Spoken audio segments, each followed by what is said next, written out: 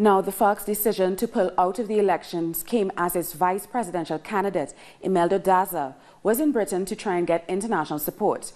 Our correspondent in London, Pablo Nevarate, reports.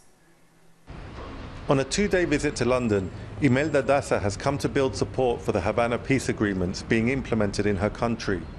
She will also talk about the serious human rights situation in Colombia and the difficulties facing her party, the Revolutionary Alternative Force of the Commons, as it seeks to take part in the coming elections. In Colombia, we have ended an armed confrontation that lasted more than 5 decades. With that, we hoped to begin a more inclusive democratic process in the country. Unfortunately, what we have is the systematic violation of the right to life. The human cost for Imelda's party has been significant. 38 of its members have been murdered since the peace agreements were signed in November 2016. While recently the FARC was forced to suspend electoral campaigning after violent attacks on scheduled events in different Colombian cities, Imelda is clear what role international solidarity can play. Peace in Colombia depends a great deal on international opinion, on the solidarity we get in different international institutions that support us. Imelda Daza's visit to London has been organised by Justice for Colombia, a UK-based human rights organisation set up by the British trade union movement in 2002. Since then, it has played an important role in documenting Colombia's human and labour rights crisis and supporting the search for peace with social justice in the country.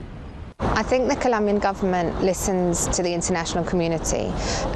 The peace agreement in itself was created with the participation of the international community.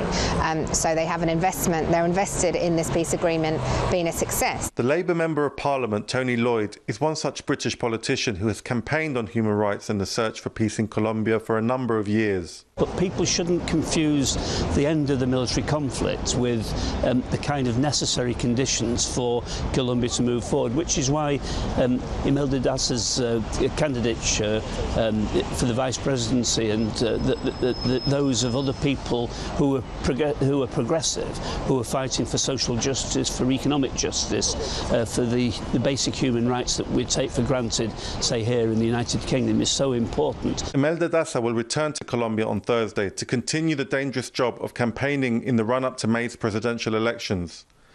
This Sunday also sees parliamentary elections for Colombia's Senate and House of Representatives. Meanwhile, in Britain's Parliament and elsewhere in the UK, Friends of Colombia's peace process will continue urging the Colombian government to address the human rights crisis and ensure a safe environment for political participation. Pablo Navarrete, teleSUR, London.